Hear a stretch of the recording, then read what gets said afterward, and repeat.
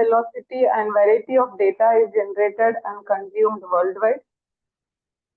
SQL or Structured Query Language, commonly known as SQL, is a powerful domain specific language designed for managing, manipulating, querying relational database.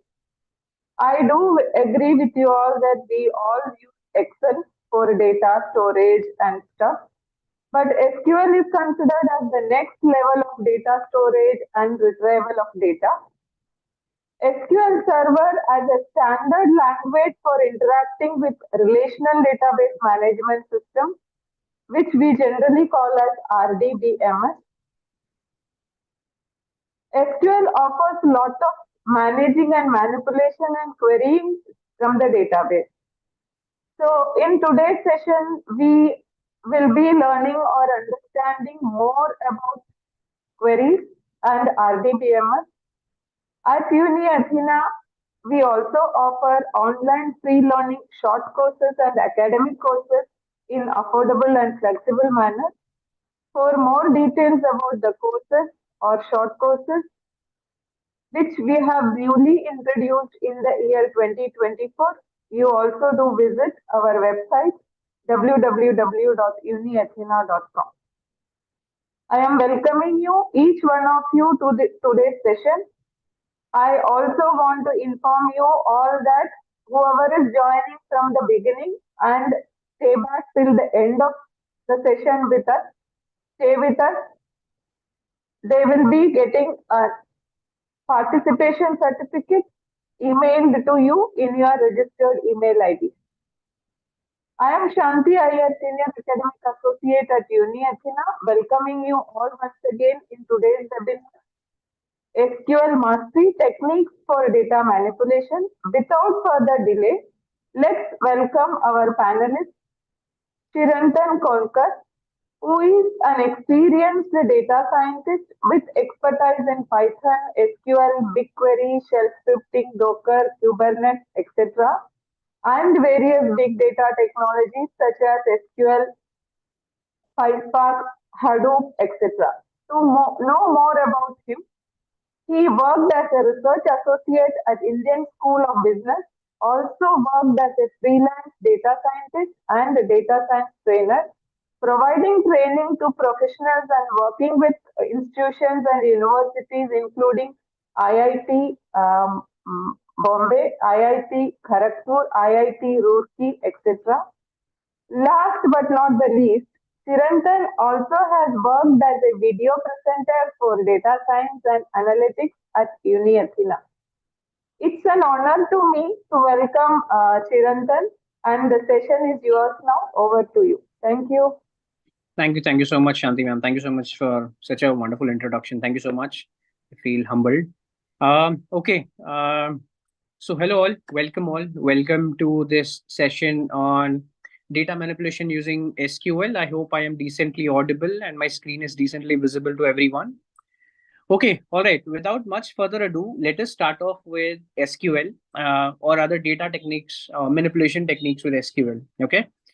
Now, there are pretty much high chances that many of you might have worked with SQL, might not have worked with SQL, or even have heard of SQL, or might have heard of terms called as databases, relational databases, two-dimensional data, three-dimensional data, so on and so forth. Okay. What we're going to do in the next 2 hours is just we're going to take a very brief understanding as to how do you perform data manipulation using SQL. Okay. Firstly, you got to understand that SQL is not a programming language. Okay, it's a query language. Okay, it's a way of asking questions to the database. Okay, what's a database? Think of database as to where you store the data. Okay, let's say you run a bank. Okay, and so just imagine how the number of transactions that, or rather transactions or activities that happen on day-to-day basis in the bank. Okay, someone is crediting the amount, someone is debiting the amount, someone is doing some transactions, someone is doing some transactions in the ATM, someone is swiping the card at the retail store. So many transactions happening across the country, across the globe. Now, where do you store all of this data? You store all of this data into a database. Okay, now most of the times it's a two-dimensional database. Now, when I have this database, or rather, when I have this data on the database, how do I extract the data? How do I, let's say, debit the data? Okay. How do I take that data? I ask a query to the database. Okay. I ask a database that, hey, where can I find these types of, let's say, types of records or records in the database? Okay. And here you get the output. Okay. So the process of asking these questions is nothing but SQL. Okay. That's a structured query language. Okay. Couple of things to look into what makes SQL so important: characteristics, RDBMS, components, manipulation types. After that, we'll be also seeing some practical exposure. We'll be doing some hands-on coding. Okay. I will be using MySQL as an editor. Okay. Please feel free to use anything of your choice. You can go for Postgres. You can go for MS SQL Server. You can go for Oracle PLSQL. It's completely up to you. Okay. All right. So we got to understand what makes SQL so important. Why SQL? Why not Python? Why not some other language? Okay. Why SQL? And it's been here for decades. SQL is here for decades. And I'm pretty sure it is going to be for the next few decades in the data science scene. Okay. Or the data engineering scene. The first and foremost important thing is data management. Okay. When I have so much of data with me, okay, we just took an example of a bank. Okay. You can take any examples of your choice. Okay. You have so much of data being generated every single minute, every single hour, every single day, month, week, so on and so forth. How do you manage this data efficiently? It is not just about managing the data, it is not just about storing the data, but efficiency is an important part. When it comes to efficiency, though I have stored this data efficiently on my servers, on my databases, how do I retrieve that? How do I retrieve that efficiently? Once I have the data with me, how do I modify this data well? Okay. You can think of so many moving pieces. See, database management or database engineering is a very deep subject, and there are a lot of moving pieces into it. Okay. Now, how do you make all these moving pieces operational? That is when SQL comes into picture. Okay. And trust me, SQL is one of those languages where it takes a week to learn and 1 day to whitewash. Okay. You practice SQL for 6 days, you're good. You don't practice it on the seventh day. You don't practice it on the eighth day. It's all whitewashed. It's all wiped out. Yeah. The next part is data integrity. Okay. The next part is data integrity. What is integrity? Integrity is nothing but think of data. Think like a structure. Okay. Think like structure of that particular database. Okay. Then comes data security. These days, we've been hearing a lot of cases where there has been data leakage, where there have been some policies with the data. There have been so many issues where data has been it's been unstable and unsecure. Okay. Whether and This usually happens when your data is quite sensitive in nature. Let's say your retina scans, thumbprints, credit card numbers, social security numbers, all of these come under sensitive data, right? So that is where SQL comes into picture. Okay. That is why SQL is important. Okay. And to all of those who are interested in data engineering, database development, or even data science, data analysis, there is no escape from SQL. Okay, you have to learn SQL, right? Some people also come up like, hey Chirantan, is it important to learn SQL because now we have pandas? Okay, and there are, for example, if I want to perform joining operations in SQL, I can also have pandas. Is it really important? Yes, it is extremely important. Okay, because there are certain limitations to pandas. There are certain places where things don't work out, and that is where SQL comes into picture. Yeah. All right. Some of the different versions of SQL. Okay. So we have Transact SQL, we have MySQL SQL, we have procedural, Postgres, SQLite. SQLite is a library. Okay, that's used especially in data analysis, and obviously you have NoSQL databases. Yeah. So there are these different versions of SQL. Please feel free to go ahead with anything of your choice. Okay. All right. Some of the characteristics of MySQL. Okay, now I am going ahead with MySQL just to give you guys an example. This is how the MySQL editor looks. Okay, this is how the MySQL editor looks. You can go ahead with PostgreSQL also. It's completely your choice. All right. Okay. Now here's the thing. What Some of the characteristics of MySQL is, firstly, it's open source. Okay, open source is nothing but, think of open source like it's a non-profit. Okay, it's being developed by the open source community. It's being maintained by the open source community. It is extremely easy to use. Okay, it has extremely high performance and efficiency, and obviously the community support is extremely great. Okay, you have one query, okay, you have one difficulty, and you have thousands of resources which can help you out to get out of that difficulty. Okay, that is the power of MySQL. Okay, again, some of them: compatibility, scalability, super important, because today if I have database, let's say, of 1 million records, but tomorrow if I have a database of, let's say, 25 million records, scalability can become an issue. Okay, compatibility, it's compatibility to work with different platforms, okay, or different platforms, different operating systems. It's an all-time high. Okay, high availability, it is never down. Yeah, MySQL is never down. You won't find those issues where there is no runtime or there is always downtime, so on and so forth. It's always good. Okay, all right, going ahead. All right, now we'll be learning what is an RDBMS. Okay, firstly, DBMS stands for Database Management System. Okay, it stands for Database Management System. What is Database Management System? Very roughly, if I have to give you an idea, it's a database that manages the data into a table.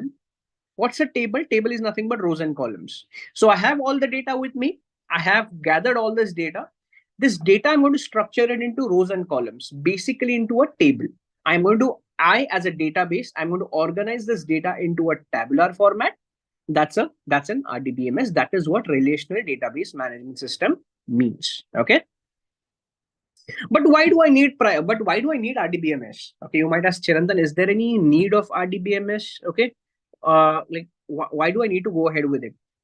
You got to understand the primary goal is basically to provide an efficient method, a structured way of data. See, the thing is, if you are not managing your data in a structured way, data analysis will become hell.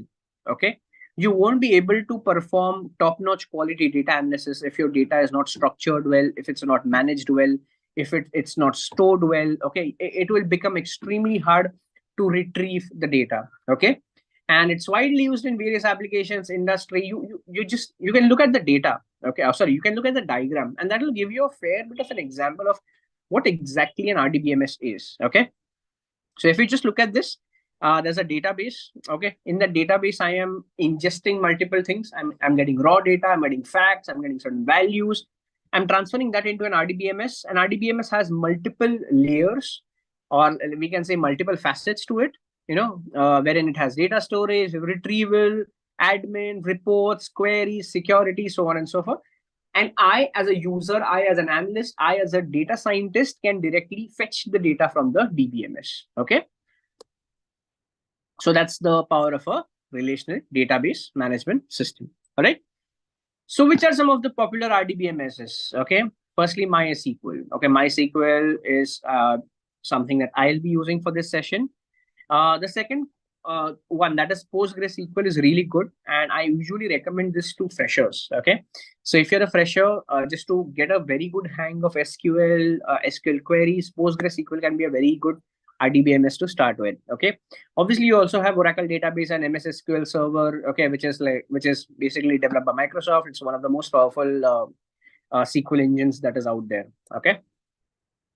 So what are some of the key components of an RDBMS? Okay, let's say I have an RDBMS structure with me. Okay, I have an RDBMS with me. I need to understand what are the moving pieces. What is an RDBMS made up of? Okay, everyone talks about databases, but what is the database actually made up of? You got to understand that, right? So RDBMS, firstly, it contains tables. Obviously, we have learned this, right?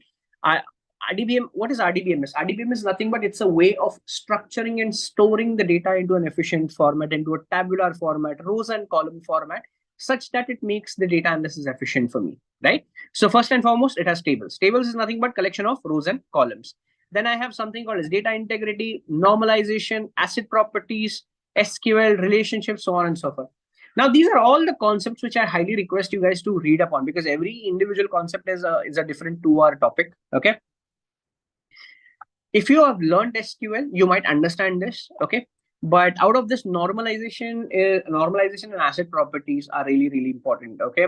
Because normalization and asset properties is something what defines how do you how do you structure a particular database, yes, or rather how the data can be stored. All right. So without much ado, let us go to practical manipulation. Okay. When we go to SQL editor. Okay, and let us look into some queries. Okay, some examples which might give you a better idea as to how actually things work. Okay. All right then.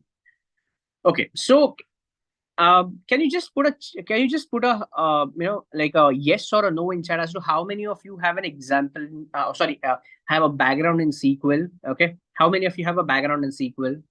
You can just put a yes, no, no background. Yeah, yeah. Don't worry, I'll be keeping it like extremely normal. Yeah. All right.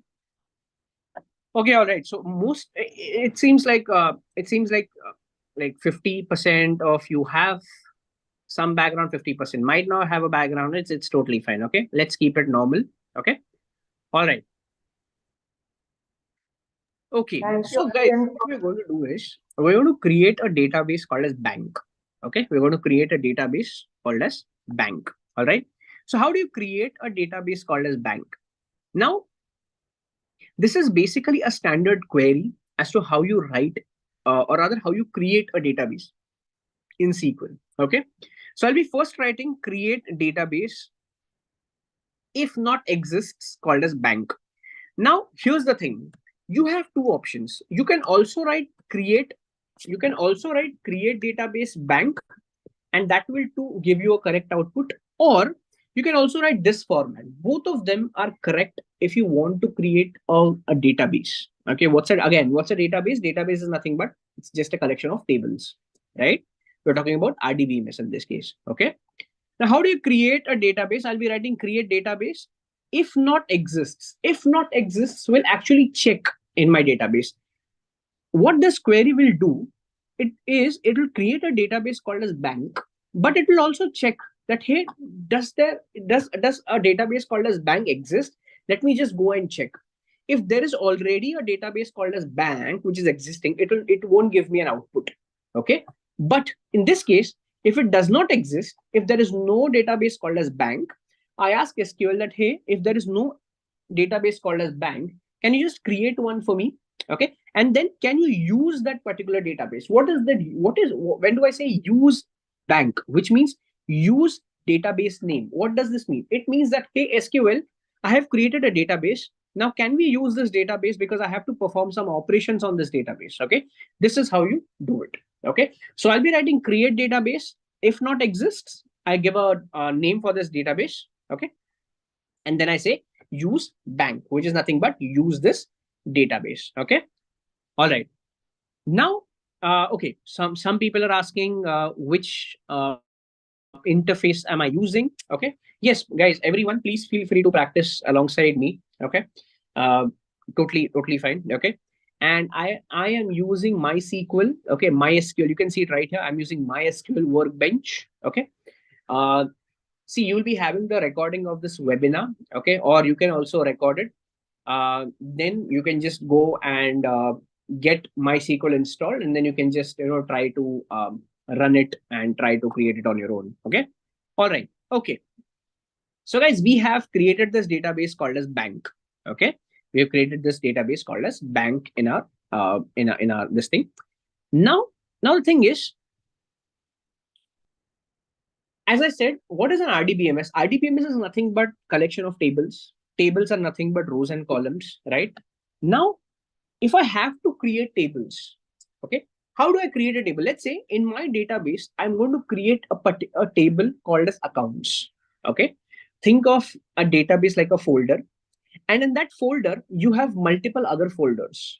Okay, similarly, I have created one database called as bank, and in that one database called as bank, I'm going to create a table. That table will be called as accounts.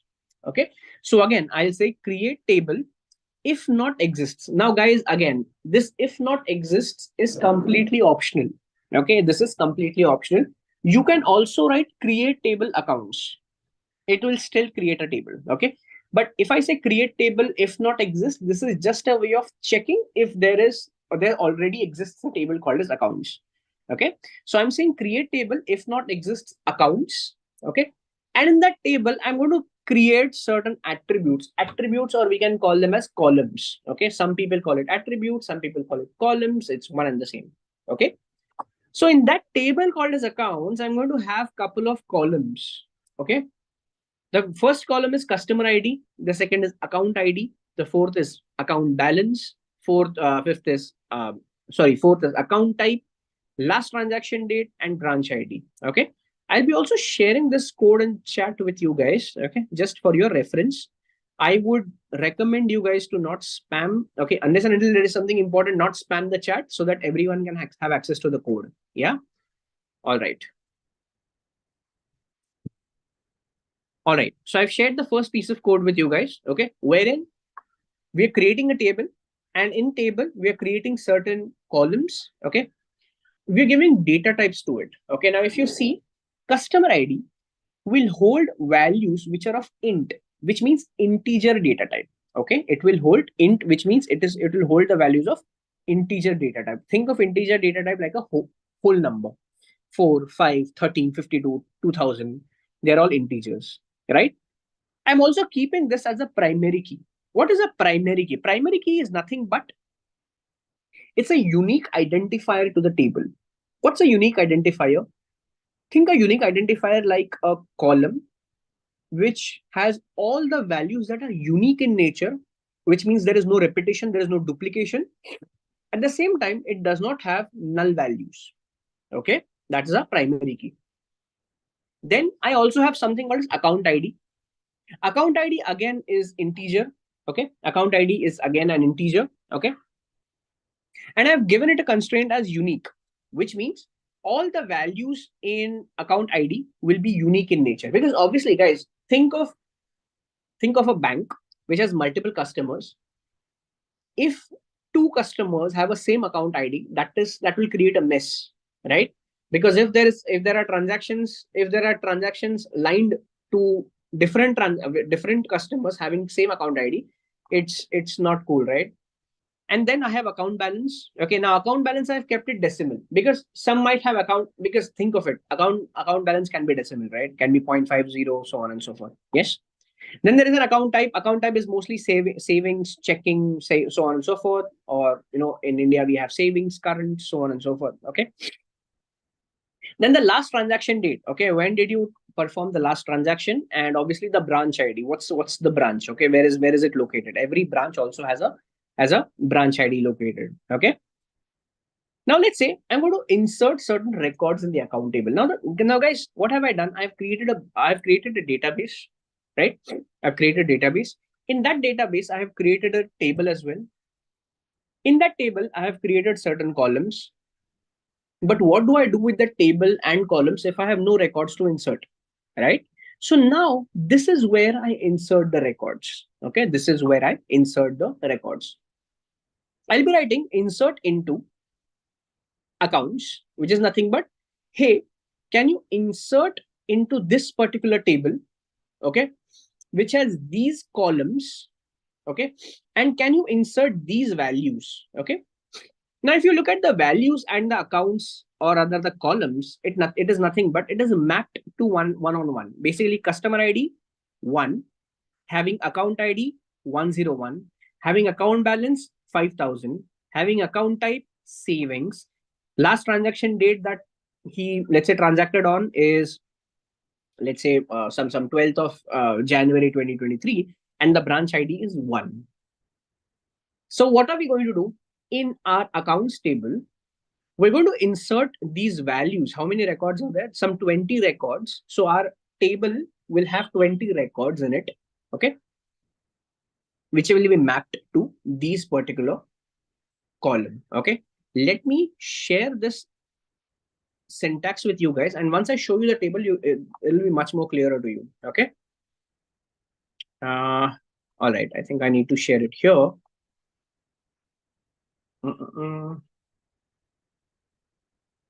Okay, I don't know if I can share it or not. Just give me a moment. Okay, I think there is some limit. Just give me a moment.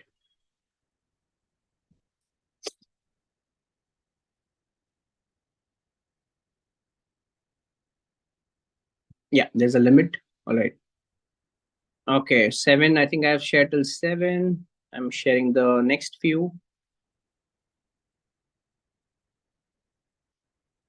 Yeah. All right. Now, let's say, now, guys, what have we done? Again, one a small brush up. We created a database. Okay.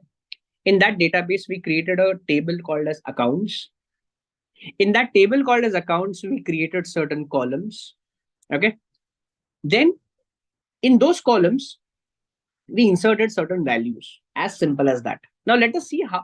Now, if I want to see how the table look like, if I want to see how all the records look like, if I want to read the records from that particular table, there is a command which says select star from table name. Okay, how does this look like? It says select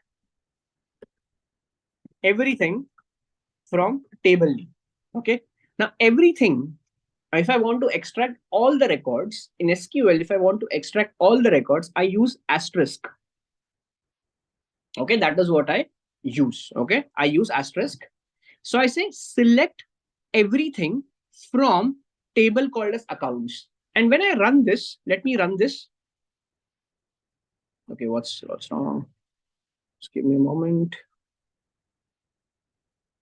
Customer.accounts doesn't exist.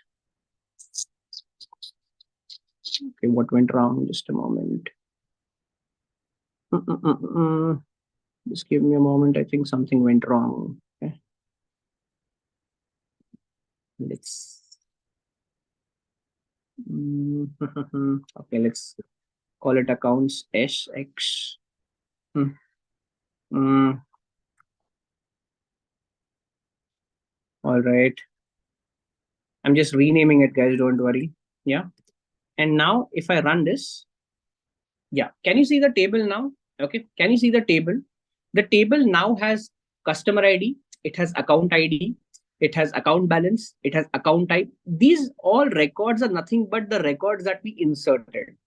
Okay, all these records are nothing but the records that we inserted.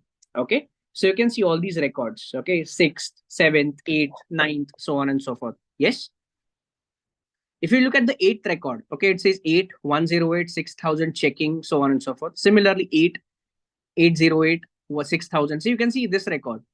Okay, this is the 8th record. Similarly, you can see the 8th record here, 8 108 6000, so on and so forth. Okay, it's the same thing. Okay, we just inserted the records here. Okay, and those inserted records, you can read it right here. Okay, how do you read that? You read that with select everything from table name. Yeah, please. So please do this, guys. Yes, we have to manually input these values. Yes.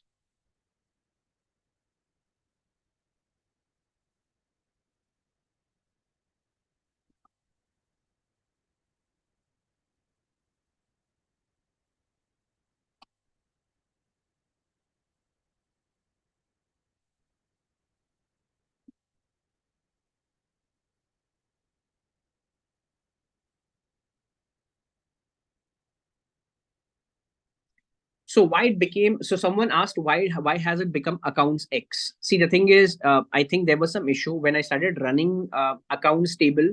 It was throwing some error, so I did nothing. I just renamed accounts to accounts X. That is all I did. Yeah, you can keep it accounts, it's totally fine. But in my case, it was giving some error. I don't know why, so I just renamed it to accounts X, nothing else. Yeah. All right. Now, now here's the thing. Okay, I hope you understood this very basic concept wherein we created a database. Inside a database, we put a table. Inside the table, we define certain columns. Inside those particular columns, we input certain values. Okay, and these are the values that you have. Okay, it's very easy to read. Yes, you can also export it from here. By the way, I mean you can just also export this to a CSV file or an Excel file. Okay, all right. Now, where does data manipulation start? Okay, or how can we perform data analysis? Okay, now here's the thing. Okay, now let's say I want to filter out all the records. Okay, now if you look at the account type, okay, there are two accounts type. There is savings account and there is checking account. Okay, now here's the thing. If I want to filter records, okay, if I want to, just a moment, yeah, if I want to filter records with respect to savings account only, okay, with respect to savings account, which means I only want those records which has savings account in it. I have nothing to do with checking account. Okay, so here's the syntax. Okay, I say select everything from the table. Okay, which means I want all the records from the table where account type is equal to savings. So what am I doing? I'm actually putting in a filter. Let's say you're working on an Excel sheet. Okay, in an Excel sheet, I'm sure you might have applied a filter, Control Shift L. Yes. What does filter do? Filter will help you out to extract those records basis on a filter condition. Similarly, here you had a filter condition where you only wanted those type of records where the account type was savings. So if I run this query, what do I get? See, what do I get? I get only those records which have savings account type. Okay, can you see I'm getting only those records which has savings account type. Similarly, let's say if I only wanted those records, okay, let me just run it once again. Similarly, let's say I only wanted those records where account type was equal to checking. So I just replace this with checking, okay, and then I just run it. And then can you see? Okay, sorry, I need to run this. Okay, and then can you see the account type is checking. Okay, you can see it right here. All the account types are only checking. Yes. So this is called as where condition in SQL. Okay, what is where condition in SQL?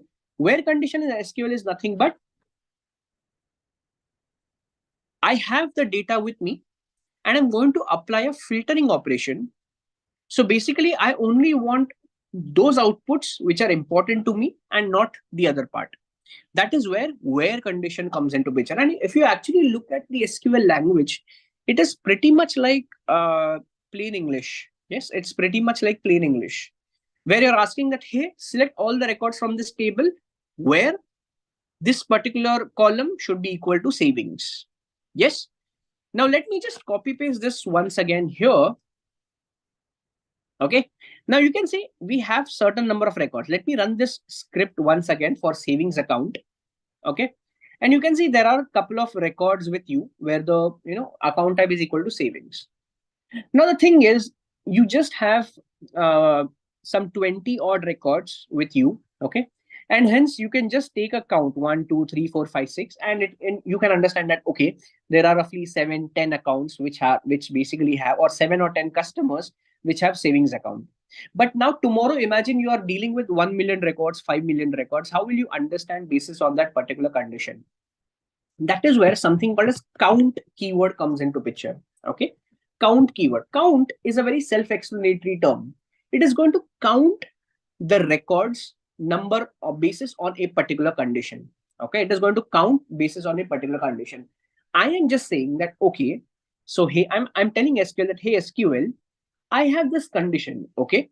But let's say tomorrow, if I have 1 million records, can you just give me a count as to how many customers are there who have savings account? Okay. So if I run this particular query, it turns out there are 10 such customers who have savings account.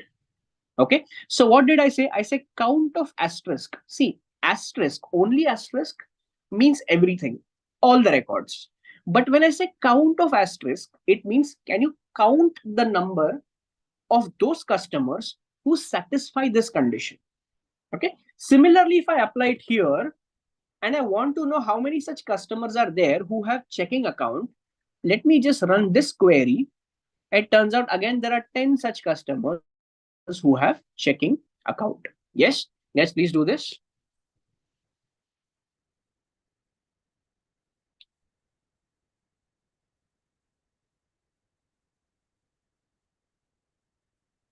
Yes, where is exactly equal to filter. Okay.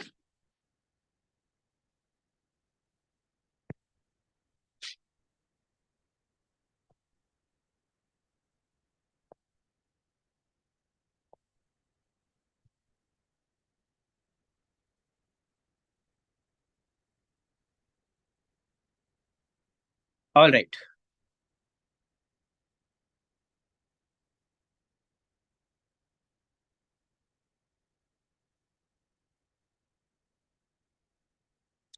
See now here as well. Okay, let's say again, let's say I again need to look at all the records. Okay, so fetch in order to fetch all records, what is the command, guys? It is select star from accounts X colon sorry, when I put a colon in the end, it means end of statement. Okay, in SQL, colon means end of statement. It means that this is where my query ends. This is where my piece of code ends. Okay, so if you look here, here we have commas.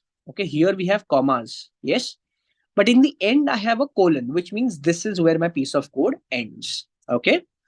All right. Coming back. How do I fetch all the records? I just say select star from accounts X. Okay. Let me run this. And I have the accounts, or rather, I have all the accounts with me. Okay. Now let's say I want to I want to know how many total number of records do I have. Okay. How many total number of records do I have? So how will I do that, guys? I'll say select count of, we just learned, count of records. This is nothing but select count everything from which table? From table accounts X. Okay. Let me run this and it will give me an output 20. Okay. It will give me an output 20. Obviously, we know because we inserted 20 records, we know there are 20 records.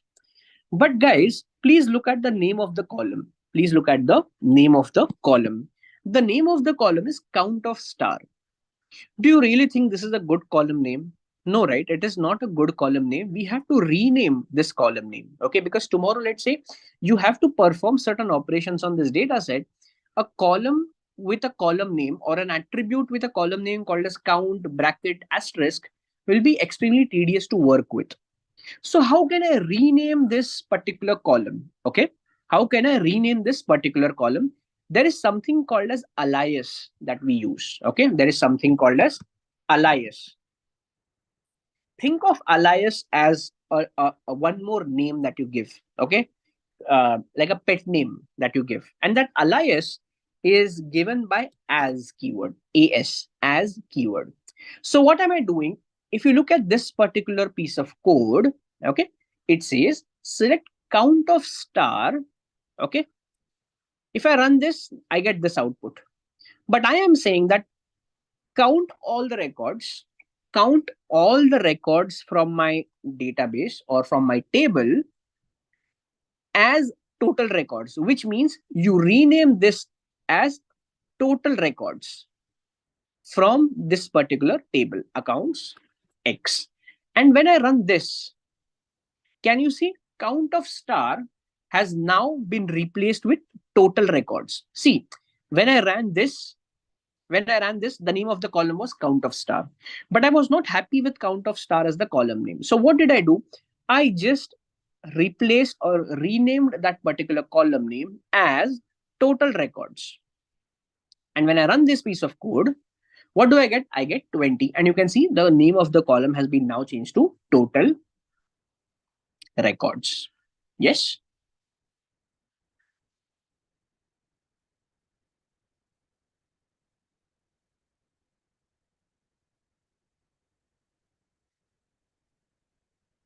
All right. I'm just uh, copy pasting this piece of code in the chat for you guys. Yeah. I've copy pasted this in chat. What you can also do, if you're unable to copy this, I would take a screenshot or take a photograph. Okay, whatever works for you. Yeah. So I'm just waiting for like 10-20 seconds. Please go through this.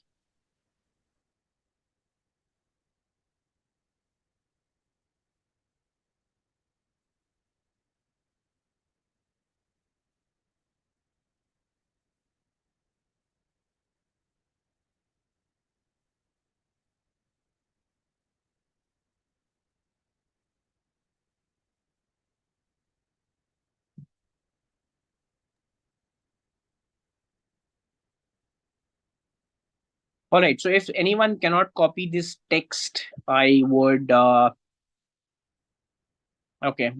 recommend you guys to just take a screenshot or take a photograph and then try it on your own. Or take a photograph, okay, look into the photograph and try writing syntax on your own. That will be helpful. Yeah.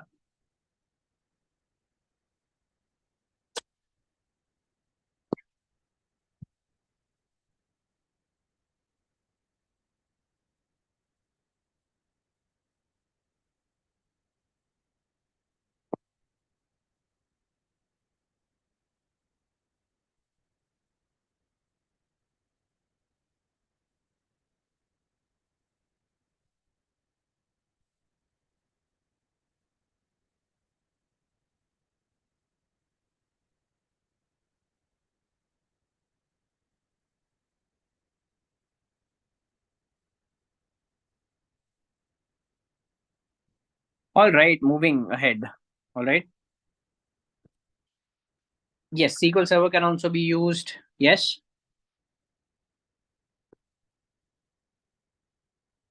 All right. Now let's say, now let's come into something called as aggregate functions. Okay. Now let us come into something called as aggregate functions. Now, what are aggregate functions? Okay. Let us again select this particular. Uh, Let us again select this particular syntax. Okay. And let me just copy paste it here. Okay. And let me just write select asterisk from accounts and let me run it. And I have the data with me. Okay. Now let's say I want to know what is the average account balance. Okay. See, now I have the records of 20 customers with me from the bank. Okay. I want to understand what is the average of account balance that my bank holds. What is the average? What is the average? Average is nothing but the mean. Yes. So in order to extract average in SQL, okay, in order to extract average in SQL, you use a keyword called as AVG, which stands for average. So I'll say select, okay, from accounts X. See, this will remain. Yes. I want to select some record from the table. Okay. Now, what do I need to extract? I want average of what? I want average of account balance. So I will write AVG. Okay. I'll write AVG, which is nothing but average. And average of what? Of account balance from this particular table, which means this account table, I want average of it. Let me run this and I get a value. I get a value as 820,000.37. So 820,000.37 is the average balance that I have, or the average account balance that I have across 20 customers. Okay. So again, guys, uh, average. Okay, just a moment. Am I decently audible, everyone? Am I decently audible? Yes, you are, Chirantan. Okay, sure. Thanks. All right. Now, again, coming back to this thing, if I look at the data, okay, I have 20 account balances with me. But if I want to extract account balance or the average account balance, I use a keyword called as AVG. And then AVG of whichever column do I want. Okay. And when I run this, what do I get? I get a complete figure, which is nothing but 8020. But again, guys, if you see, this column name is not very good. AVG of account balance doesn't look good. So what do? We rename the column. How do we rename the column? We write as, and then we can write average. Let's say we write it average balance. Okay. And then I run it again. And then you can see the column name being changed to average balance. Okay. Let me just copy paste this for you guys in the chat.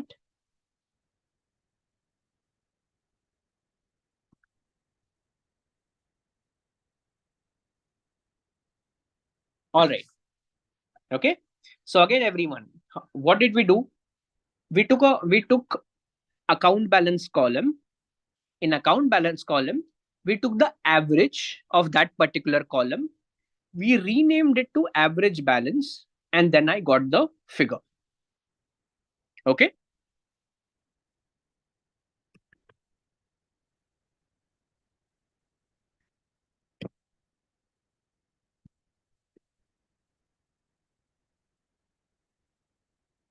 All right.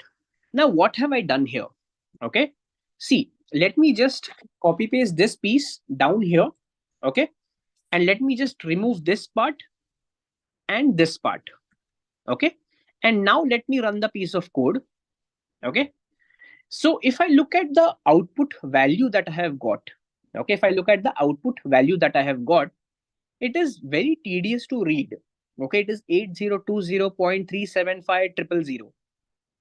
I don't want this kind of value. It will be too tedious for me to maintain. So what do? I round off the value after decimal. Okay, I round off the value after decimal.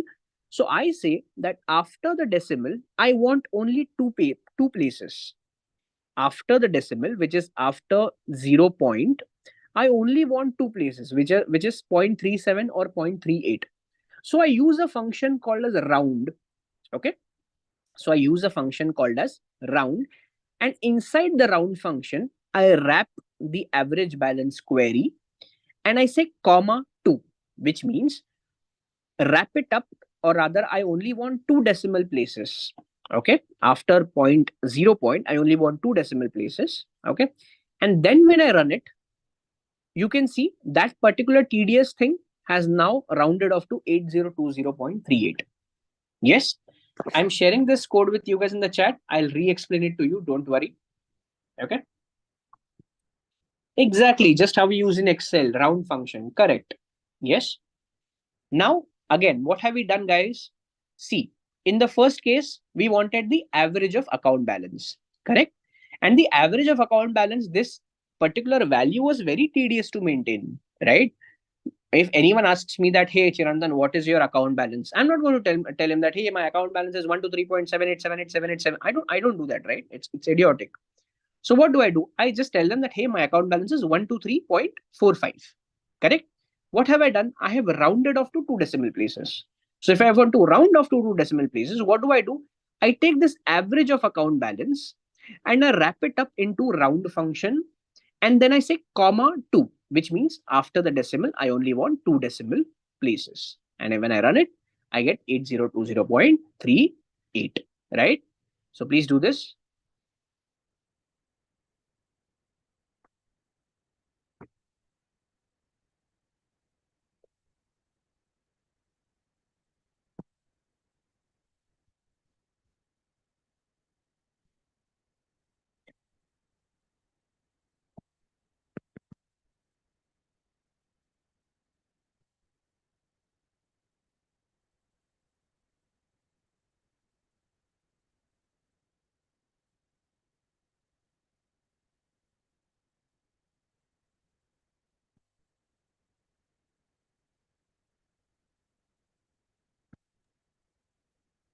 So we can see that our participants are also very interested to do along with us all the queries that you are executing. It is a great pleasure that we are having an interactive session today. Sure, sure. Yeah, yeah. Thank you, thank you. So we are also getting some queries which we can discuss at the end or after the Sure, session. As sure, sure, sure. thank you so much, Um, Chirantan, for the interactive session. sure. Thank you. Yeah. Is average balance needed? It's totally your choice. See, if I, let's say, let me comment it out. Okay, or rather, let me remove this part right now. Okay, and let me run only this piece of code. See, if I run only this piece of code, you can see the column name to be average of account balance. See, for someone like me, it can be a bit tedious to read and maintain. So what do? I just rename it. Now, renaming is completely optional. Okay, this is completely optional. You can do it. You can you if you don't want, you don't do it. It's totally fine. Yeah, yeah. All right. Now coming back to this thing. Okay. Now someone might ask, Chirantan, if I have rounded off the average value, okay, let's say this is the data that we were working on, okay, and then let's say I have rounded off the average account value, and then let's say on this I want to apply a filter condition. How do I do that? Okay, how do I do that? Again, guys, how do I do the filter condition? I just use a where clause. Yes, I use a where clause. Correct. I think we have learned where clause here. Yes, we have learned where clause here. So similarly, let's say I want the average account balance. Okay. Let's say for whom do I want average account balance? Let's say I want average account balance for branch ID,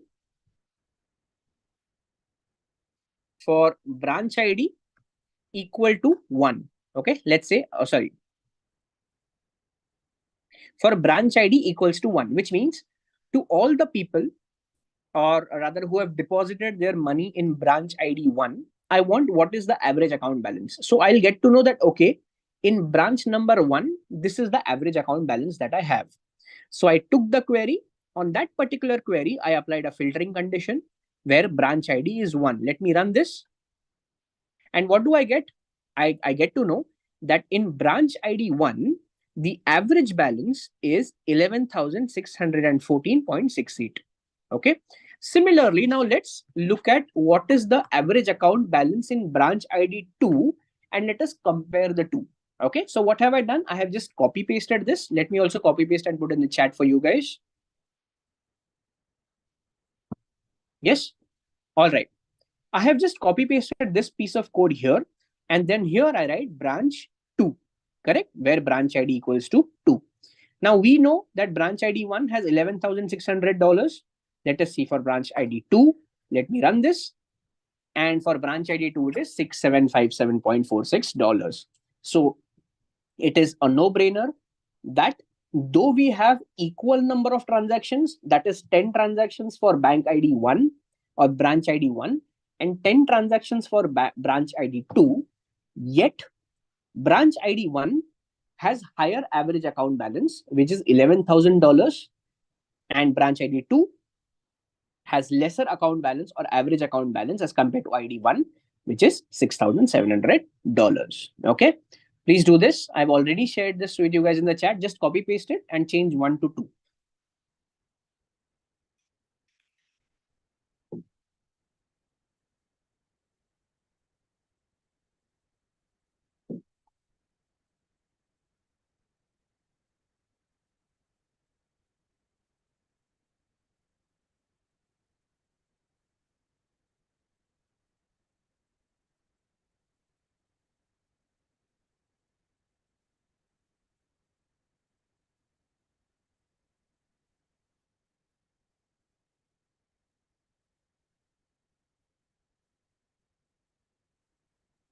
Let me run this piece again. Okay. And then again, we can again put a different condition. Let's say I take a, okay. Now let's say I put a condition. I say select from accounts X. Okay. And then I also put a where condition. Okay. Now let's say, or rather, let me just put it here. See, when I'm writing select star from accounts X, I'm getting all the tables, or rather, sorry, not all the tables, I'm getting all the columns. But now let's say you don't want all the columns, you only want certain columns. You don't want all the columns, you only want certain columns. So how do you write certain columns? You will write account. You can just mention which all columns you want. Okay, so I'll say I want account ID, I want uh, I want account ID, I want account type. Okay. All right, this is the only thing that I want from this table. And if I run this, what do I get? I only get the account ID and I get the account type, which is nothing but, in a way, it is about saying that, hey, you can also select n number of columns from a particular, or rather, you can only select columns from a bunch of columns. Okay. So it's not always compulsory to extract all the columns. You can also extract a few number of columns. Okay. But the thing is, you just have to mention which all columns do you want. Okay. Please do this.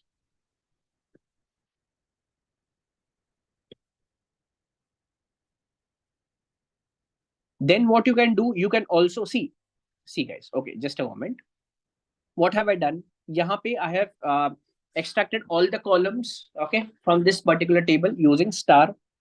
Now let's say I only want a few columns. Okay. Which is I only want two columns, account ID and account type. And for that account ID and account type, I also want to know what is the average account balance. Okay, if I just run this query, you will get to understand what we have done. I have an account ID, I have an account type, and then I also have average account balance. Okay. Now someone might ask, Chirantan, why are we only getting one record? The reason is because average value is only one, right? So you can't have multiple average values, and that is the reason you're getting one only. Okay. I've just shown you like an example of this. Okay. Okay, no worries. But what I wanted to discuss here was that you can also select a few columns. Okay. You just have to do what you just have to do is that you just have to name which all columns you want.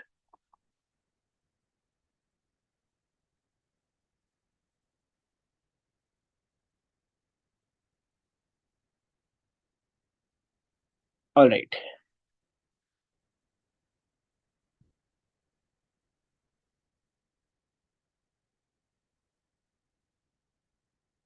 All right, guys. Okay. Moving on. Again, select everything from accounts X. Okay. Let me run this. And then this is the data that we're working on. Okay. Basically, we are working on this type of data, right? Now we're going to learn something called as group by. Okay. What is group by? Now, just look into account type column. I have two types of accounts. Basically, I have a savings account, I have a checking account, right? I have a savings account, I have a checking amount account. But let's say I want to create one group which has data with only respect to savings account, and I want to create one group which only has data or records with respect to checking account. How do I do that? I do this with the help of group by function. The name itself suggests group by, which means to create a group by the column name defined. Okay. Now, guys, look at the first piece of syntax. This piece of syntax, you guys can easily crack this syntax. Okay. What are we doing? We are selecting the account type. Okay. For every account type, we are selecting what is the average account balance. Okay. If I run this, okay, I'm not okay. Okay, I need to put a group by also. Okay, just a moment. Okay, why is it? Okay, it's account X. Sorry. All right. Now let me just yes. Now what if you look in the output? What it shows? It shows the account type, which is account type. It shows the average account balance, which is the average account balance. Okay, and I've said now this is only thing that I get. Again, I'm only getting one record because I've just said average balance, and I've only have one average. I get only one value in average, and hence I'm only able to see one record. But this is wrong, right? This output is actually wrong because I am unable to see what is the average balance for checking account, right? And that is where group by comes into picture. Okay.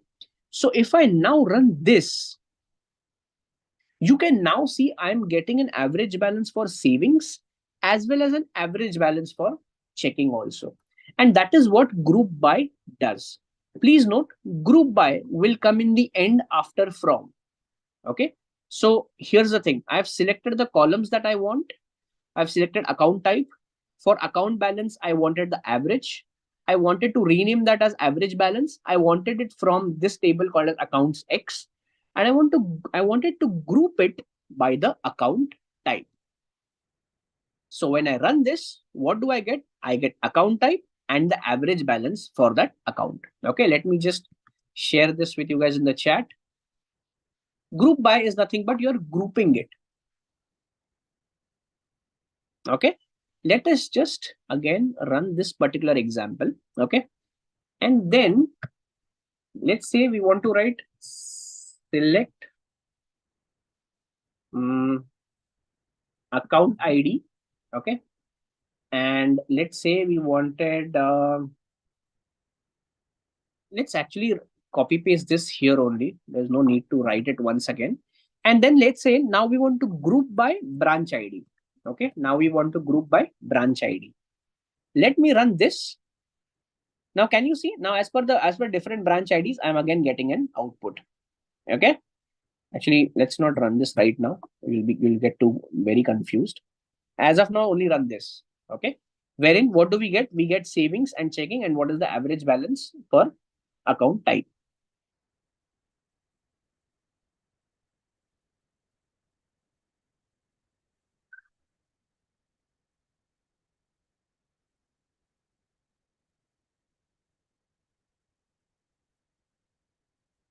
Yes, I have created the data manually. Yeah.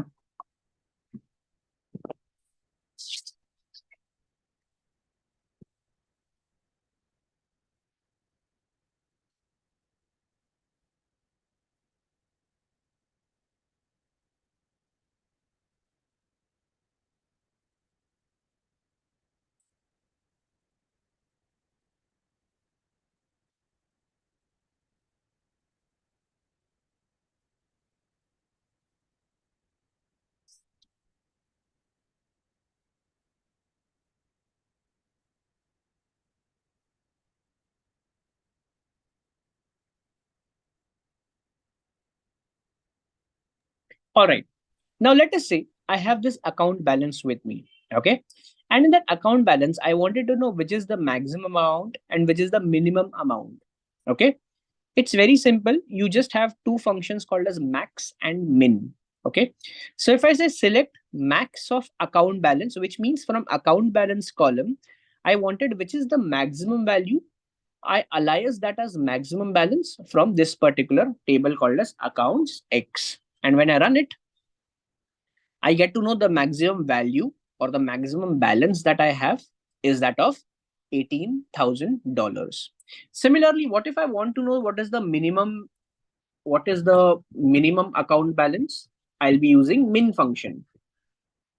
Okay, I'll be using min function. So I'll just replace max with min.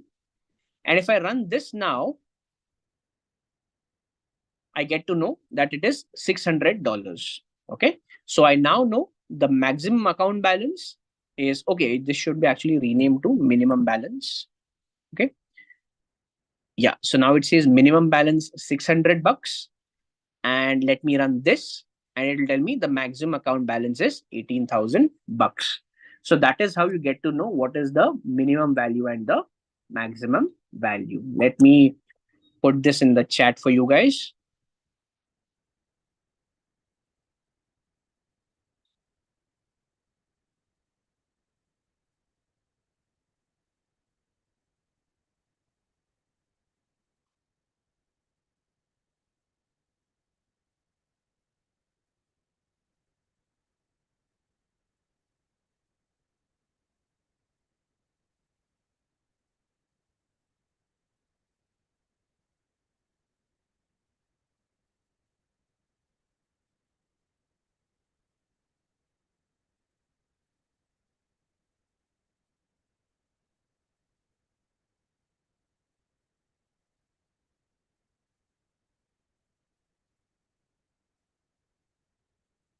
All right. I hope this is clear. We learned three things wherein we perform a group by operation, wherein we create a group.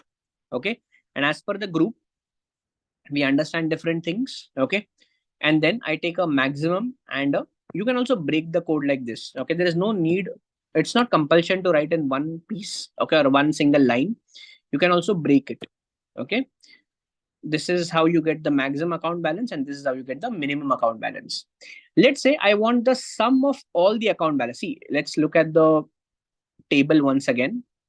And if I have this account balance values, okay, and let's say I want a total account balance of all the 20 customers that I have, okay, it's a no brainer. I'll be using something called as a sum function. Okay, I'll be saying sum of account balance as total balance from accounts or rather accounts X. Okay. And then when I run this, I get to know that the total balance is $160,407.50. Okay. That is the total account balance that I have right now with me in the bank. All right. That is the total account balance that I have with me right now in the bank. Okay. So please do this also as well. This helps us find the total balance. Okay. We are just using something called as a sum function. Okay.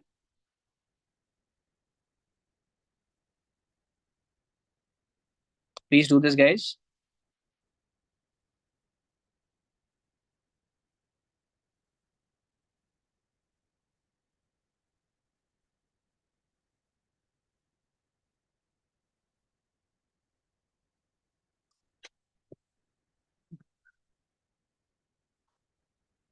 let's take one more where condition.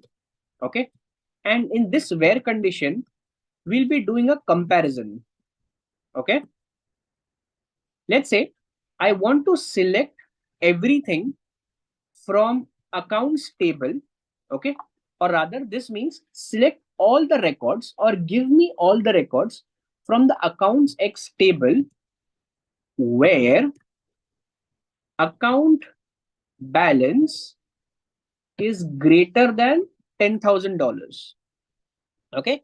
Let's say I want to select all the records from this particular table where the account balance is greater than 10,000. So I'm not interested in all the customers who maintain account balance less than 10,000 bucks. I only want customers who maintain uh, balance more than it. And when I run it, I get a few number of customers. I get a few number of customers who have account balance greater than 10,000. Now, how many such customers do I have?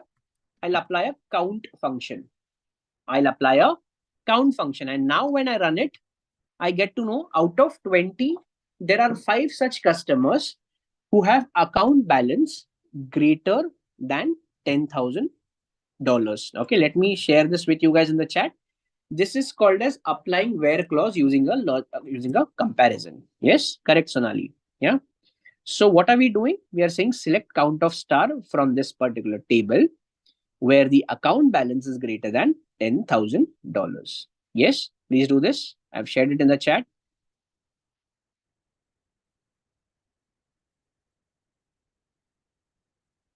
You can also do now, or you can, let's say, you can also apply a where condition.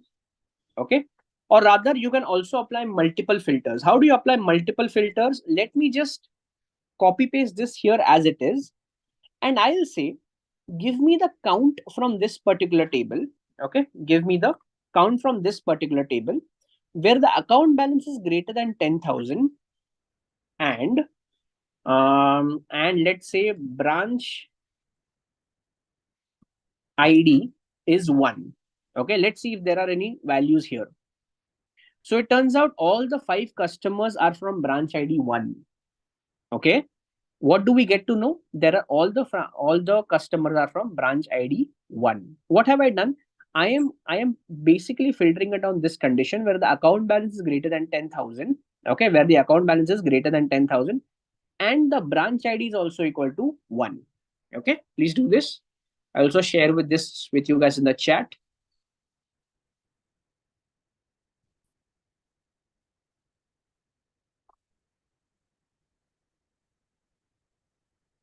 See, if I just change the branch ID, see, when I was having, see, if I run this piece of code where I just counted the number of customers where the account balance is greater than 10,000, it told me there are total 5 customers. Okay, let's also rename this. Okay, let's call it as customer. Okay, let's call it cust. Okay, let's run this. It turns out there are 5 such customers where the account balance is greater than 10,000. Okay. And then I also applied one more filtering condition and the branch ID is 2.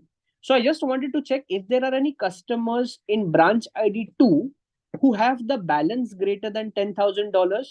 And when I run this, it turns out 0, which means all the customers who have greater account balance than 10,000 are from account ID or branch ID 1. Okay. Let me also share this with you guys in the chat. Oh, sorry. I only shared this.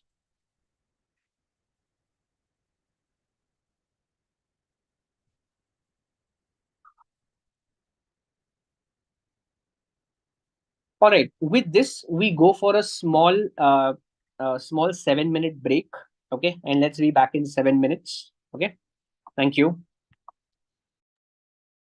Thank you, Chirantan, for that interactive session. So I'm sure our participants are enjoying the session. Many of them are trying out the code parallelly along with you.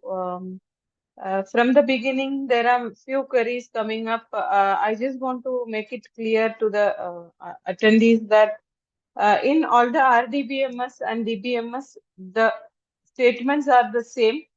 For example, select count, select staff from all these statements are the same. So there is no change between different RDBMS like SQL, MySQL, Oracle. All these, the code will be the same. If you learn one language, you can definitely work in multiple DBMS and RDBMS. That is one thing I wanted to make it clear. Another thing, who are having basic programming, traditional programming language backgrounds, for those people also, I want to make it clear that when you are practicing, you could see that the select where from all these keywords are given in the capitals. I just want to make it very clear that it is not case sensitive language, but it is a generalized format that we do use these keywords in a capitals, and the table name or the field names or the things we use generally as a short letters or small letters. We do have the courses, many queries again coming related to that. So we do have lab sessions and these installation, including the installation sessions are available with us in Uni Athena. So you can really make use of these free courses wherein you will be able to understand how to download, how to get started with SQL, MySQL. Uh, so here, what is the difference between MySQL and only SQL? Both of them are structured query languages. MySQL is a freely available software which everyone will be able to download and work on it. And whereas SQL can be considered as a server-based thing, where server and client-based data will be stored. So SQL is a basic thing that you will be able to download as a workbench, freely available software. I think Chirantan also initially explained about this. Yes, there will be a certificate provided, participation certificate provided to you. Please stay back till the end of the session. Uh, any other queries that I will be able to help with? So many of the queries were coming that you are not able to copy the uh, code that we are pasting in the chat window. So I'm sure that you can take a screenshot and later on work on it, and very interactive. I'm very happy that all the participants are very interactive and taking interest to do along with the session.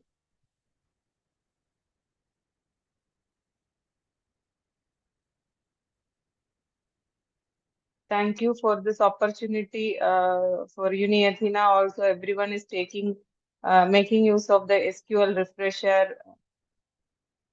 From the beginning, I would like to take this time to make you refresh whatever we from the beginning started with creating a database called bank. So for our participants, I would like to tell, if the bank database is already existing, we do create if not exist command. When we are creating a table, after creating the database, inside that database we are creating the table. For that we use command, use the database name. Later, after creating, we are inserting records at a stretch or one by one into the database table. Then select statement is there for displaying all the records, and select statement is there for displaying selected records or selected columns also we have. So generally we call where as a filter. So many of the things you can actually compare with Excel, and because for the storing basic data, we use Excel. Similarly, we can also use for the advanced level of queries, the SQL databases and tables. We can also create a relation between one or more than one table in case of an RDA PMS, which may not be possible with the Excels. So these are the things which I would like to highlight in between this session. Yes, many queries coming again for the software for downloading it. In UniAthena, we do have a lab session for installation of SQL. You also can download MySQL Workbench from the internet.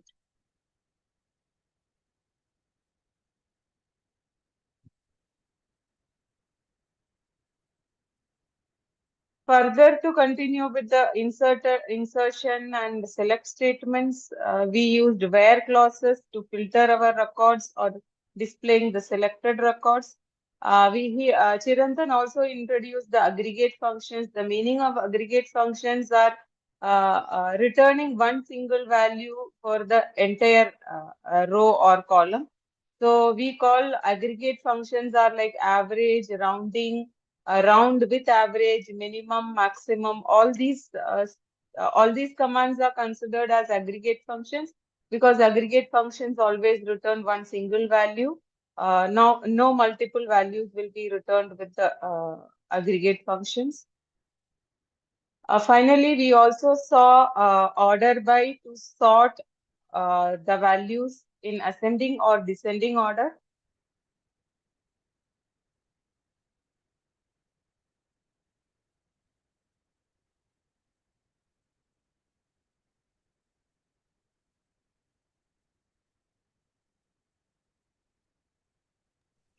All right, we can start.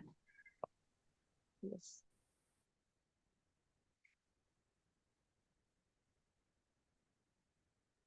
Am I audible, everyone? Yes, you are audible. All right. Okay.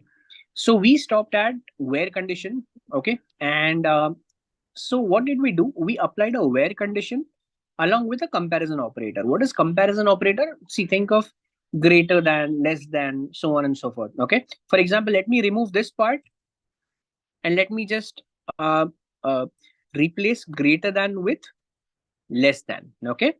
We'll put a colon. Okay. And then if I get an output, okay, it turns out there are 15 such records where the account balance is less than $10,000. Okay, that is what is basically a combination of where and comparison operators. Now let us understand order by. Okay, what exactly is order by?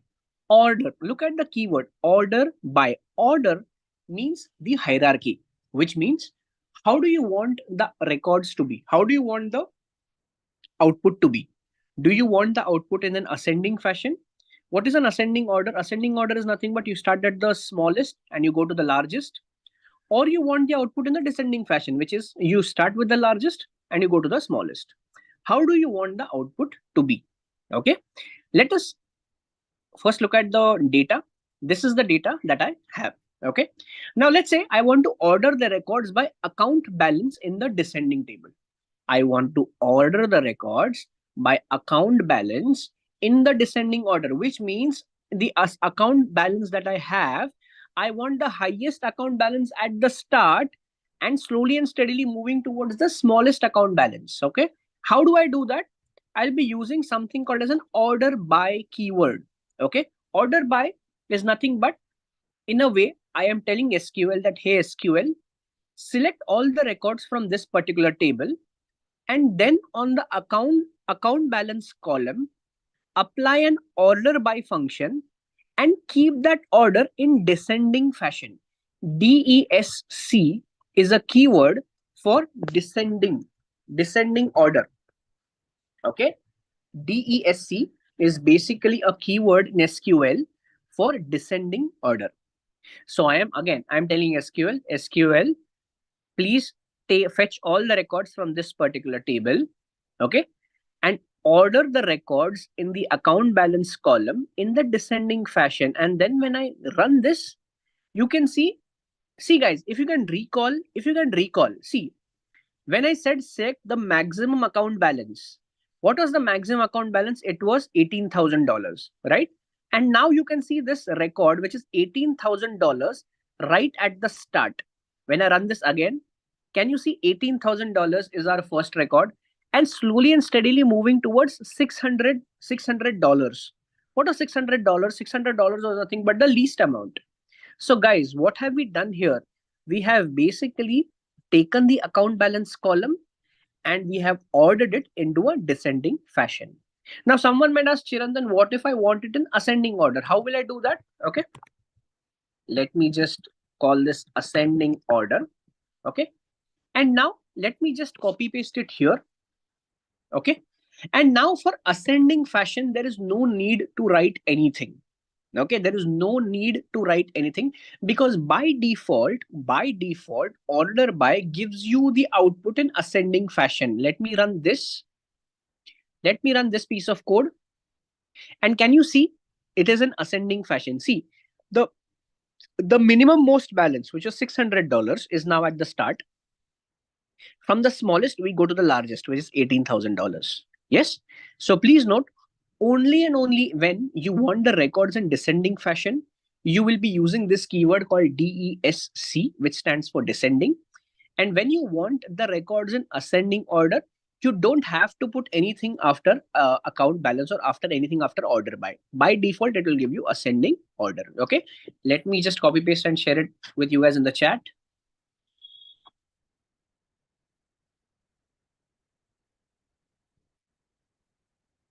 Yes, ascending order is by default. Sorry, our order by is ascending by default.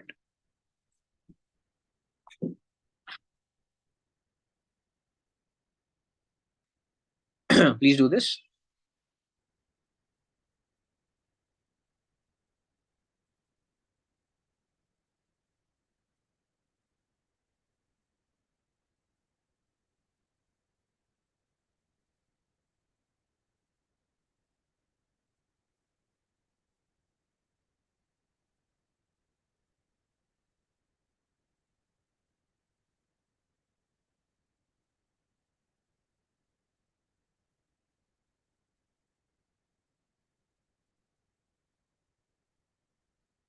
All right.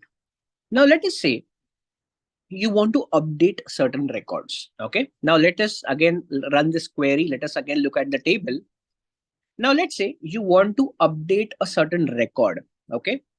You created a table. Okay. You updated certain values. And now suddenly you think that, hey, you know what? I had actually inserted that record, but I think that record is wrong or not working for me anymore. So how can I update that particular value? Okay. So now let's say you want to update the account balance for a specific account. Okay. You want to update the account balance column for a specific account. You have an account ID, you have account balance also. All right. Now, how do you do that?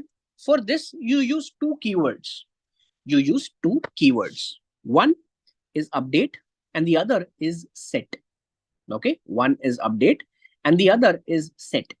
These two keywords are very self-explanatory, which means, firstly, which table do I need to update? I'll say update accounts table. Okay. In this case, accounts X. So I'll say update accounts X table. Okay. And then what do I need to update? What do I need to update? For that, I use a command called as set. So again, I'm saying update this particular table accounts X and set the account balance to $6,000 where the account ID is 101. Now, guys, if you see the account ID 1 has the account balance of $5,000, right? You can see it right here. Account ID 1 has an account balance of $5,000. I am saying, I'm telling to SQL, update accounts X table and you set the account balance equal to 6,000. Account balance equals to $6,000 where account ID is 101. So now if I run this, okay, now if I run this and now if I just run the column or table again, can you see account ID 101? The account balance has been now updated to $6,000. Yes. And similarly, you can just update and set various values also. Okay. Similarly, what you can also do is you can just say update accounts X set branch ID equals to, or let's now change the branch ID.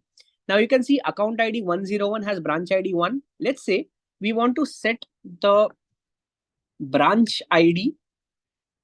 We want to set the branch ID equals to, let's say a branch ID equals to 1 for account ID equals to 102. Let's do that. Again, what have we done? We are updating this particular table, accounts X. We are setting branch ID equals to 1 for account ID equals to 102. For account ID 102, the branch ID right now is 2. Correct? And what are we doing? We are changing 102 branch ID to branch ID 1. Yes, let me run this. And now let me run the, or rather let me fetch all the records. Now can you see account ID 102? The branch ID has been now changed to 1. Yes, that is how you update and set the records in your table. Okay, let me share this with you guys in the chat.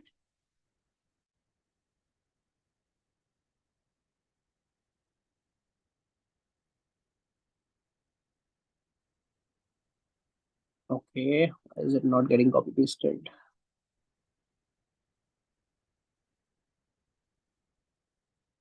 Yeah.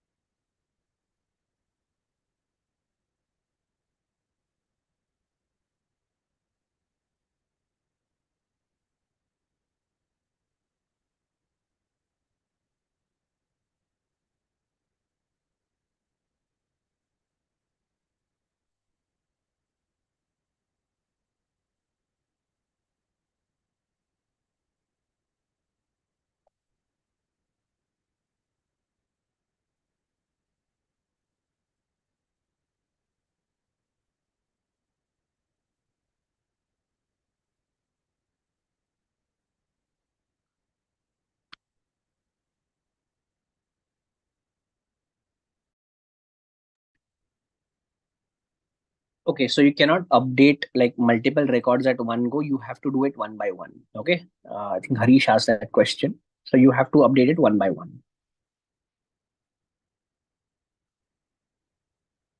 All right.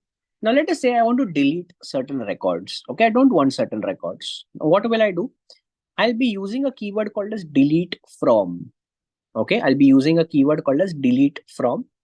Now this piece of syntax is very self-explanatory. I am saying delete from table name.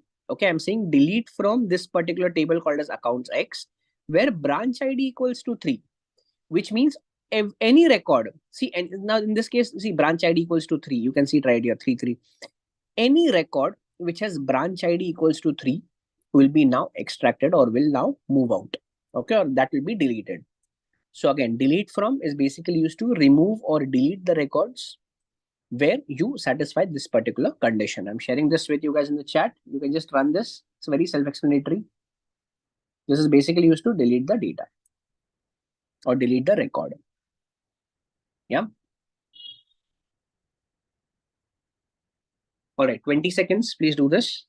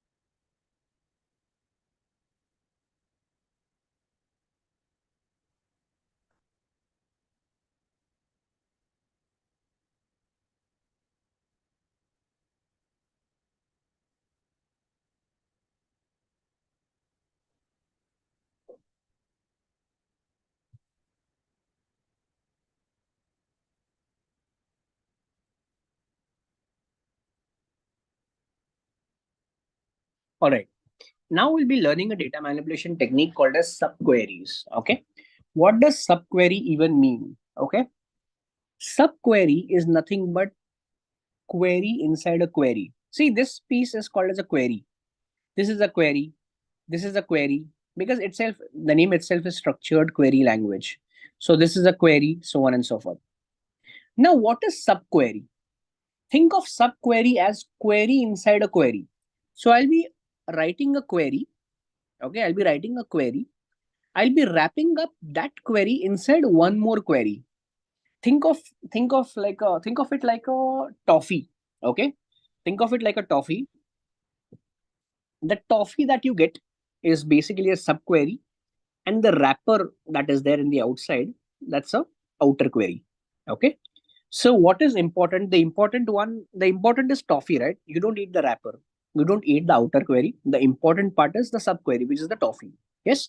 Similarly, when we will be doing our data manipulation using subqueries, the query that we write inside will be important as compared to the outside. Let me show you an example what this is. Okay, now this might be confusing at start, which is very normal because for many students you are learning SQL for the first time in life. Okay, but for those who already have some understanding in SQL, it might be easy. Okay, all right. Subquery, again, subquery, if anyone asks what is subquery, subquery is similar to that of like query inside a query. Okay, so the internal query or the inner query is actually called as the subquery, and the outer query is basically called as the outer query only. Okay, all right. Now let's say I want to find customers with account balances above than the average. Okay, very easy. How do I find what is the average account balance of the customers? Guys, we have already done this, right? How do I find average? How do I find the average account balance of the customers? I'll be writing select average of account balance. Yes, I'll be renaming that as, let's say, average account balance. Okay, and I'll be taking that from which table? Accounts X. Yes, let me run this. Turns out, what is the average? The average is 8070.37. Yes, that's the average account balance. Yes. Now the thing is, I want to find those customers whose account balance is above than the average, which means who have an account balance which is higher than or greater than $8070. I hope you are getting this. Look at the question once again. We want to find the customers with the account balances above than the average. Firstly, the very first way to solve this query is to find the average. What is the average? We extracted the average. The average is 8070.38. Okay, you can round it off. So roughly 8070 is the average. Now I want to find those customers, individual customers, whose account balance is greater than 8070. How do I do that? Okay, this piece of syntax that you see right here, this is actually called as a subquery. Query inside a query. That's a subquery. See, this piece is called as a query because this query is written inside an outer query. Now, this part is an outer query. This part is an inner query or a subquery. I hope you got an understanding what a subquery is. Okay. Now, I want to find the customers, all right, whose account balance is greater than average. So first what I do, I write the syntax for finding the average account balance. Okay, I first write the syntax for finding the average account balance. Then what do? I want to find the customers. So let's say I don't want everything. I only want a few number of columns. I want customer ID and account balance of those customers whose account balance is greater than the average account balance. Once again, hear me out. We have found the average. See this piece. If I just run this piece will give me the average, only this piece. Huh? If I run this piece will give me the average. I want to basically find customer data which is greater than the average. So if I just run this, I'll get nothing. Okay. But when I run this, I'll get all the records. Which is nothing but what do I want? I want customer ID and account balance. Customer ID and account balance from this particular table called as accounts or accounts X, where the account balance is greater than average. And now, guys, if you see, I have customer IDs and look at the account balance of all these customer IDs. Aren't they greater than 8070, which is the average? This is nothing but what is a sub query. Okay, look at the customer IDs and look at the account balances. All of them have account balance which is greater than $8070. Okay, I'm sharing this with you guys in the chat. Yeah, please do it.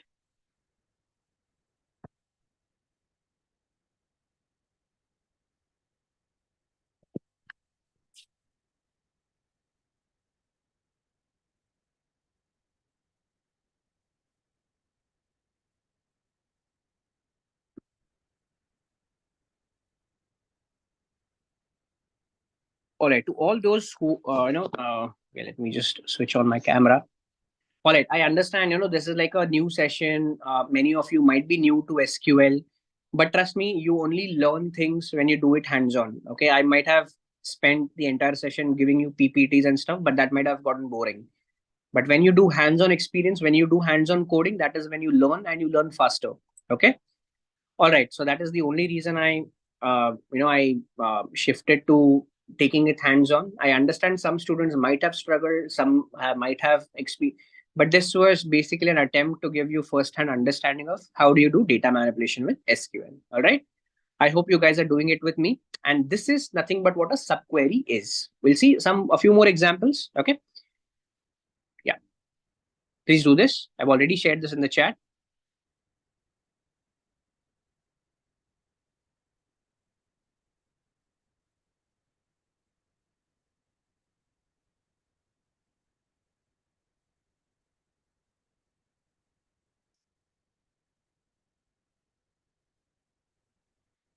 You can also run individual pieces, by the way. See, if I want to only run the subquery, I can also run the subquery.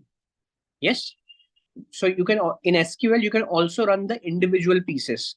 If I only want to run this piece, I can also run that much piece. Yeah, you can see it right here. So that is the power of SQL, which is not possible in Python. Yeah. So in SQL, you can run individual pieces. Yeah.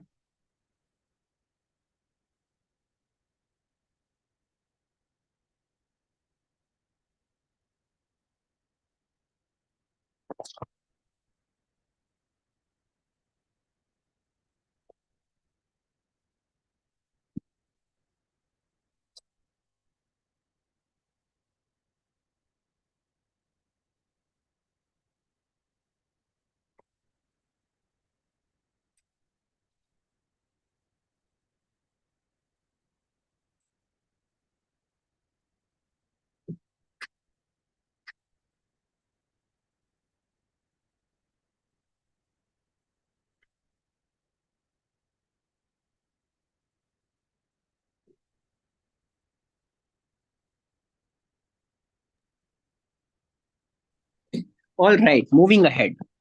Let us say we want to write a subquery to find the account with the maximum balance. Guys, we have already written we have already written an aggregation query where we extract the maximum balance. Yes. Now we want to find a account with the maximum balance and details of the customer. Okay. How do I find that? How do I find that? Okay. Now there are multiple ways to land up on this answer. There are multiple ways to land up on this answer. We will be using subquery. What have we done? Firstly, what do we want? We want to find the account with maximum balance. How do I find that? Select maximum of account balance from accounts. Accounts X in this case. Yes, we have already done this. So if I just run this piece of code, this piece of query, I get to know the maximum account balance is $18,000. Yes, we have already done this. Okay. Now, what do I need to know? I want to find the account with the maximum balance and the details of the customer, which means I want to find all the details of those accounts. How do I find all the details? Asterisk, because in SQL, asterisk will give me all the records. This is the records that I have. This is the record basically that I have. Yes. I want to find the account with maximum balance. Yes. So what do? I just put a where condition. I just put a where condition. I say where the account balance is equal to the maximum account balance. I hope you're getting it. Just read it slowly and steadily. You'll be able to crack the code. Okay. It says we want to find the account with maximum balance and the details of the customer. So I select everything from this table. I put a where condition where the account balance, this particular balance, will satisfy this condition. And when I run this, I get to know that it is customer ID 12, whose account ID is 112, having the maximum account balance that is of 18,000. His account type is checking. The last transaction day or the last transaction he did was on 20th of Jan 2024, and he belongs to branch ID 1. Yes, so that is what this is. Okay, please do this. I'll be sharing the subquery with you guys in the chat.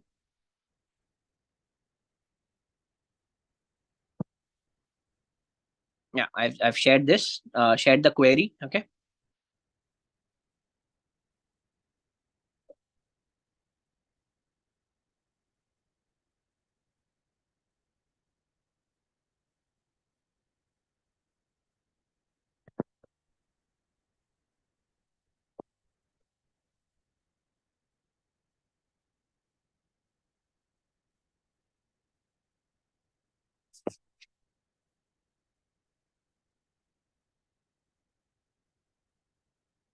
All right. So there is no link to the data set. Okay. We have created a data set on our own. Okay. So I would urge anyone from the class, if they can share it on the chat, please share the data set uh, code to gentlemen.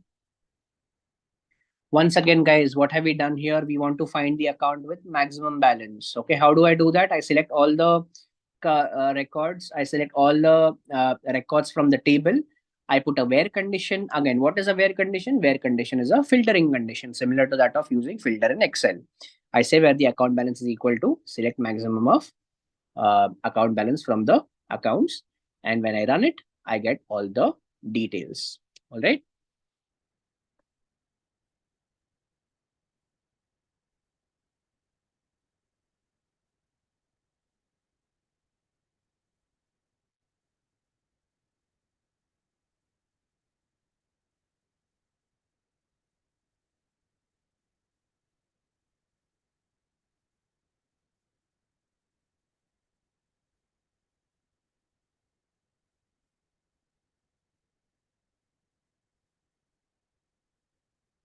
All right.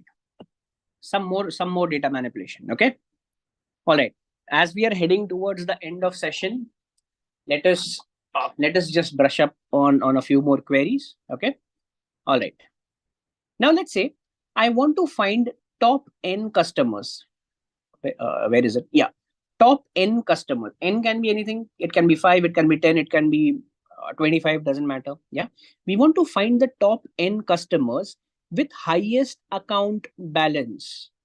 How do I get the highest account balance, guys?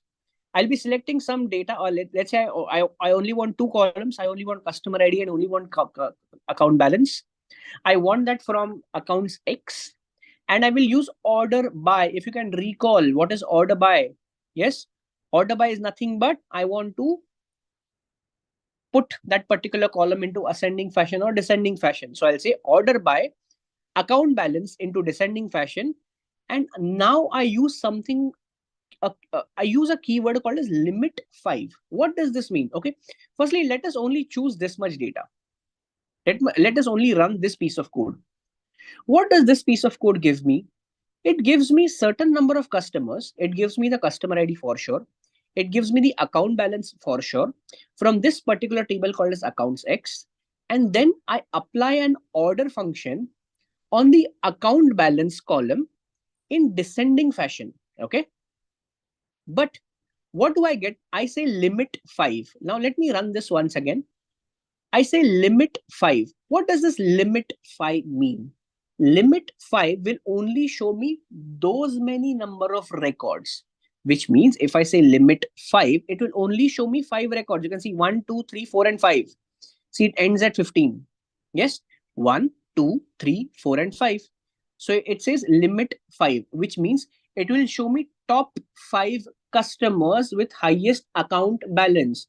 If I say limit 10, which means I want to find top 10 customers with highest account balance. And if I run this piece of query, I'll get 10 customers. You can see here, I get 10 customers which have highest account balance. Okay, so these are the top 10 customers. Yes, sharing this with you guys in the chat.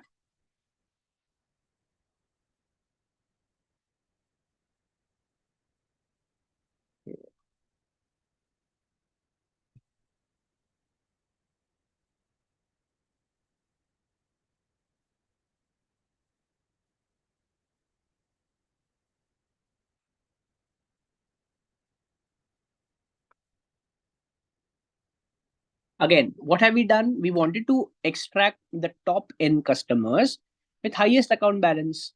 Correct? So we said we want customer ID, we want customer balance. You can also say select star. You can also say select star from. Okay, and that will give you basically all the records. See, this will give you all the records. Top 10 records you will be having for that particular. You will know what is a customer ID, account ID, last transaction. If you want everything, you just write select star. But if you want only some columns and not all columns, you have to name the columns. Okay. Similarly, now let's say I want. You can also write, by the way, for ascending order, you can also write ASC. Yeah? This is just a small snippet. Even if you don't write ASC, it is totally fine. Even if you don't write ASC, it is totally fine. But it is a good practice to write it. Now, if I run this, what do I get?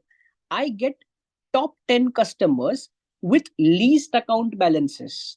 Okay, I'm using ascending, which means least account balance. Okay, so it will start at the minimum most, which is 600 and goes up to 7,500. So these are the customers, 10 customers which have the least account balance. Okay, let me share this with you guys in chat.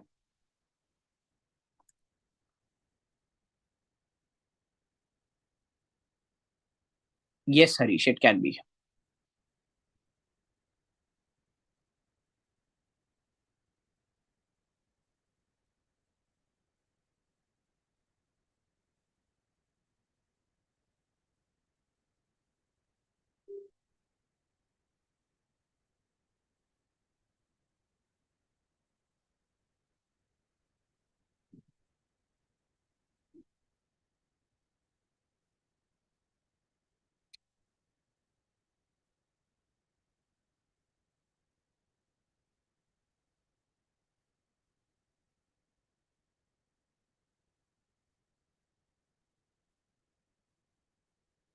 Yes, Sonali, we can. Yeah.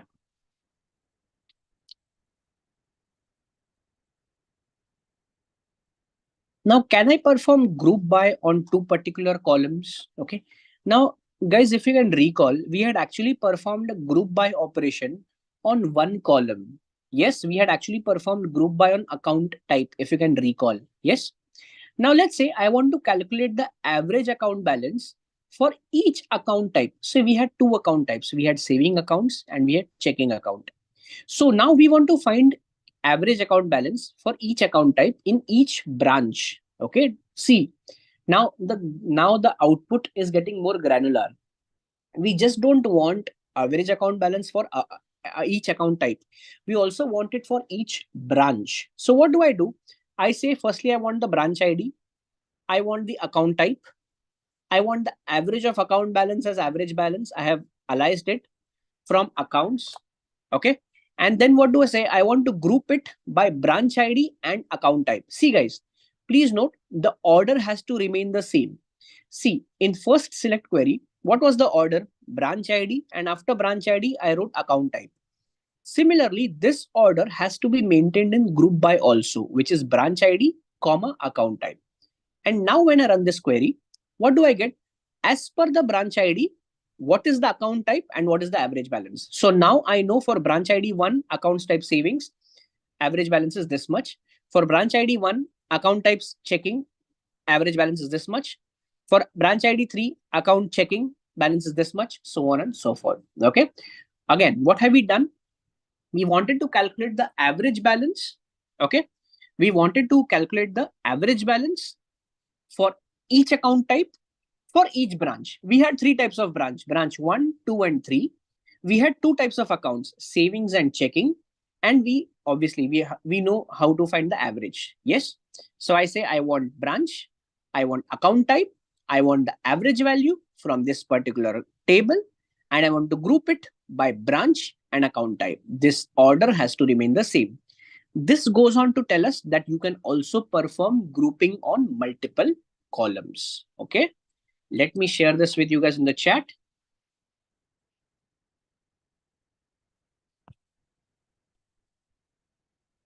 Yeah, I've shared that with you guys in the chat.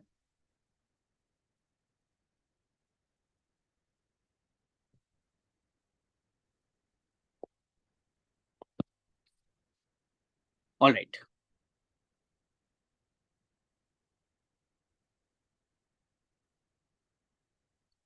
Once more, we selected the branch ID, we selected the account type.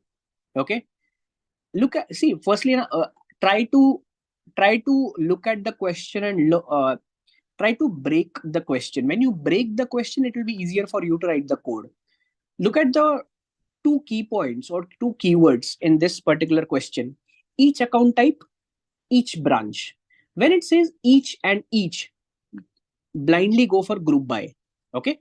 Each account type, group by account type. Each branch, group by branch ID. Okay.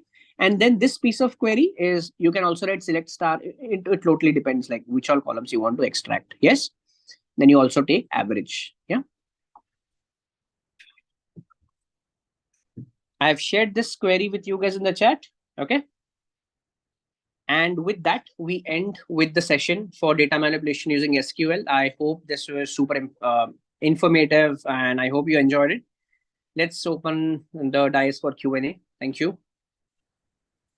Uh, yeah, in fact, it was very much insightful session. Last 2 hours, we all were enjoying, and parallelly, we were trying to do with you.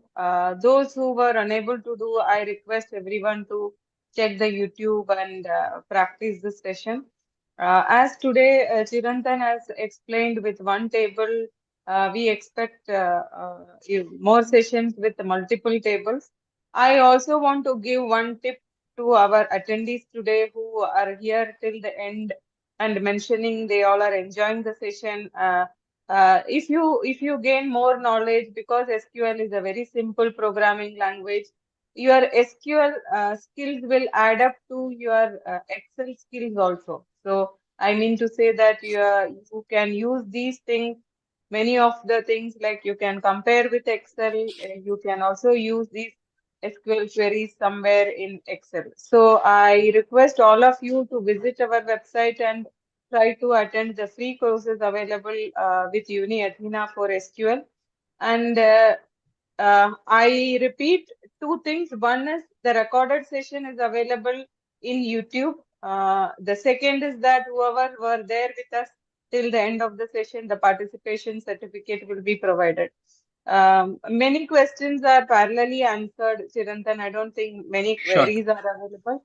Only thing is Sure. that if you can just elaborate for the beginners who have not yet done or not yet started, how to download or do the basic things, the workbench thing you have done, or whichever is the easier way to get started with.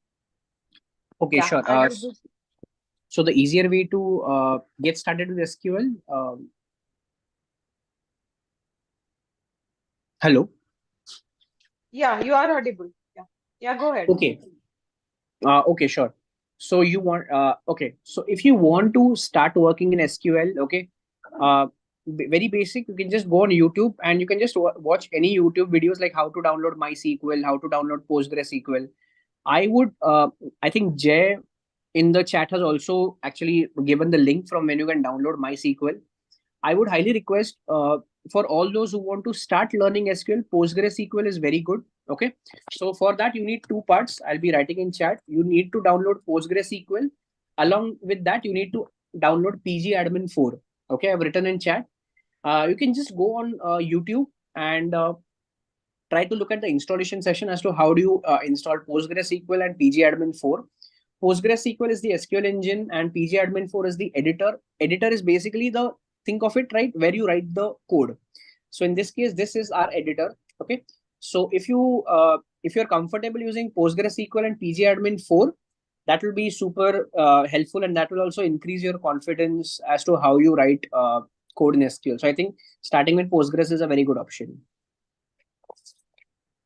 Thank you so much, Chirantan, for that Sure. insightful 2 hour session. And we look forward for more sessions because our participants are more excited to learn and Definitely. for these interactive sessions. So thank you so much for that session. Thank you all Thank you so much. participants for staying back with us till the end of the session. Thank you all. Thank you. Thank you. Thank you so much. Thank you so